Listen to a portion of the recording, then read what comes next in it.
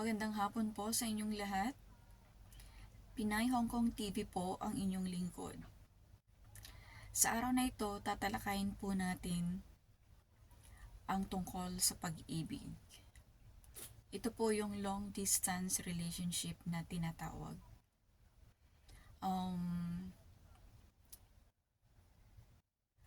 Tanong, mahal ko o mahal ako? Saan ka po ba panig? Sa mahal mo o mahal ka? Para sa akin kasi,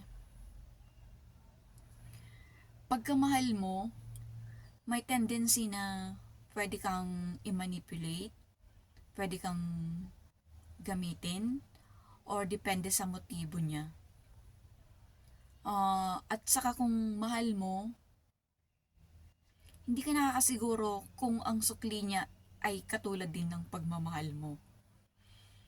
At saka lalo na pagka long distance relationship lang kayo. Ngayon, bilang may edad na ako, dahil malapit na akong mag-senior citizen, kahit hindi nyo tinatanong, para sa akin, mas mahalaga kung mahal ka ng isang tao. Dahil kung mahal ka, mapapatunayan niya yon sa pamamagitan ng pag-e-effort niya.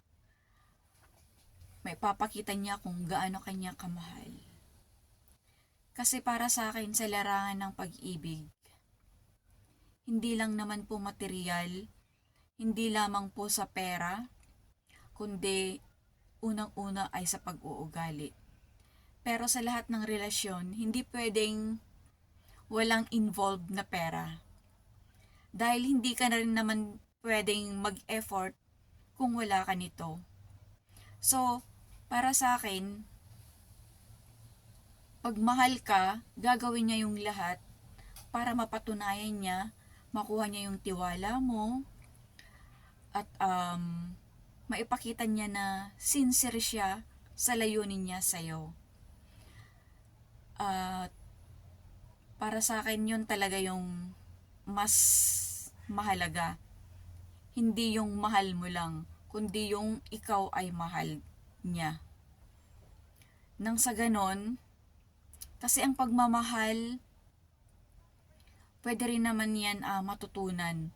Lalo na pagka nakikita mo yung pagsasakripisyo niya at pagpapatunay niya na talagang mahal ka niya.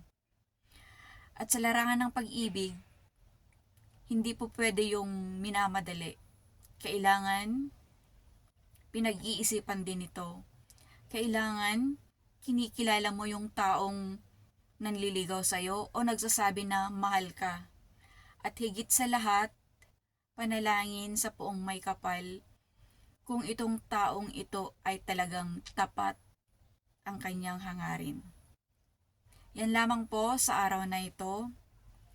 Kung may mga katanungan po kayo, pwede po kayong mag-message sa baba, pwede po kayong mag-comment. Please like and subscribe. Hanggang sa muli, God bless us all. Bye-bye.